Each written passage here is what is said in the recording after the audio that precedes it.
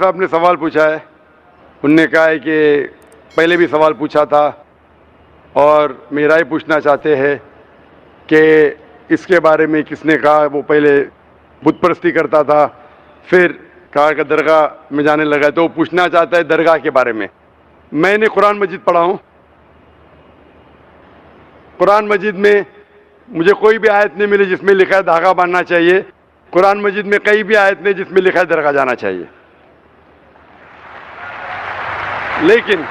لیکن اللہ کے رسول نے کہا ہے کہ آپ قبر پہ جاؤ، قبر پہ جائیں گے تو آپ کو آخرت کا احساس ہوگا کہ آپ آخرت میں کہاں ہوں گے، اسی لیے قبر پہ جانا اچھی بات ہے۔ آپ اس شخص کے لیے دعا کر سکتے ہیں، یو کین پرے فار ہم بٹ یو کی ناٹ پرے ٹو ہم اور تھرو ہم۔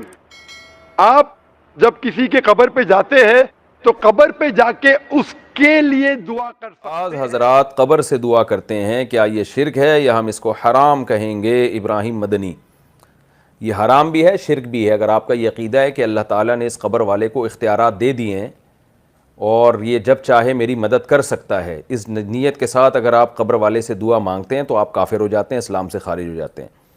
اور یہ قبر پرست لوگ یہی سمجھتے ہیں کہ اللہ تعالیٰ نے اس کو اختیارات دے دیے ہیں، کہ اپنی قدرت سے اللہ نے ان بزرگ سے خوش ہو کر ان کو اختیارات دے دیے ہیں، تو یہ ہماری بگڑی بنا دیتے ہیں، ہمارے کام کر دیتے ہیں۔ تو اس نیت سے کوئی قبر والے سے دعا مانگتا ہے تو یہ شرک ہے۔ گھر میں کوئی بھی پریشانی ہوتی ہے تو ہم مولانا کے پاس یا مزاروں میں جاتے ہیں اور وہ تعویذ دیتے ہیں، تو کیا کسی بڑی پریشانی میں ان کے پاس جانا صحیح ہے؟ بشرا صاحبہ انڈیا سے، بالکل صحیح نہیں ہے، حرام ہے۔ قبر پہ جانا، مزار پہ جانا پریشانیوں میں کبیرہ گناہ ہے۔ مسجد میں آئیں یا گھر میں مصلی جو خواتین کا ہوتا ہے وہاں اللہ سے 2 رکعت پڑھ کے دعا مانگیں۔ باقی تعویذ گنڈے والوں کے پاس جائز ناجائز کی بحث میں نہیں پڑھتا، ان سے مسائل کبھی بھی حل نہیں ہوتے، یہ خوب دماغ میں رکھیں۔ جو تعویذ گنڈوں میں جاتا ہے نا مولاناؤں کے پاس پریشانی میں، ساری زندگی فلیتے پلیتوں میں ہی لگا رہتا ہے۔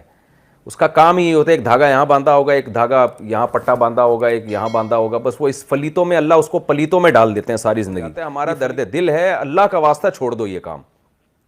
ان لوگوں کے پاس مسائل کا حل نہیں ہے، مسائل کا حل اللہ کے پاس ہے۔ دعا مانگو 2 رکعت پڑھ کے، بس اللہ سے دعا مانگو، مسئلہ حل ہو جائے ٹھیک ہے، نہیں ہو جائے تو صبر کرو اور کچھ نہ کرو۔ چھوڑ دو یہ فتیلے پتیلے تعویذ گنڈے اور گھول گھول کے پینا اور پتہ نہیں کیا کیا ہو رہا ہے۔ میں نے آج تک ان لوگوں کو زندگی میں کبھی نہیں دیکھا ان کے مسئلے حل ہوئے ہوں۔ جو بھی گیا ہے نا ان چکروں میں پڑا ہے، اللہ نے اس کو ایسا دھتکارا ہے اپنے دربار سے کہ وہ ان فلیتوں پلیتوں میں ہی اس کی زندگی برباد ہوئی ہے، اور اس کو ایسا اللہ تعالیٰ کی پھٹکار برستی ہے ایسے لوگوں پہ، ان کو ہر جگہ جن چڑیل بھوت نظر آئے گا۔ بیوی سے پھڈا ہو رہا ہے، کسی نے کچھ کر دیا ہے، فلاں کے ساتھ ایکسیڈنٹ ہو گیا، لگتا ہے جنات نے کچھ کیا۔ یہ دنیا میں عذاب آتا ہے ایسے پلیتے والے اور فلیتے والے لوگوں پہ۔ تو چھوڑ دو یہ روحانی عامل، تم اپنا کچھ نہیں کر سکتے، اپنی بگڑی نہیں بنا سکتے، تو یہ آپ لوگوں کے کہاں سے مسائل حل کریں گے؟ اچھے علماء کو ہم نے بہکتا ہوا دیکھا ہے، بڑے بڑے سنجیدہ علماء کو ہم نے باولا ہوتے ہوئے دیکھا ہے، اس لیے اللہ کا واسطہ درد دل سمجھو ہمارا، چھوڑ دو ان فلیتوں کو۔ میں تو ان فلیتے والے سے بولتا ہوں، تعویذ گنڈے والوں سے، یار میرے خلاف سارے مل کے کرو کوئی تعویذ، تو انشاءاللہ یہ ایک بال بھی نہیں گرا سکتے سر سے ہمارا۔ تو ان میں دم ہی نہیں ہے، یہ صرف بے ایمان لوگ جو ہوتے ہیں نا، جن میں ایمان نہیں ہے، توکل نہیں ہے، ان لوگوں پہ ان کے شیطانی حربے چلتے ہیں۔ اور ان میں اچھے برے کی بحث چھوڑ دو، اچھے عامل برے عامل سب ایک ہی جیسے ہوتے ہیں۔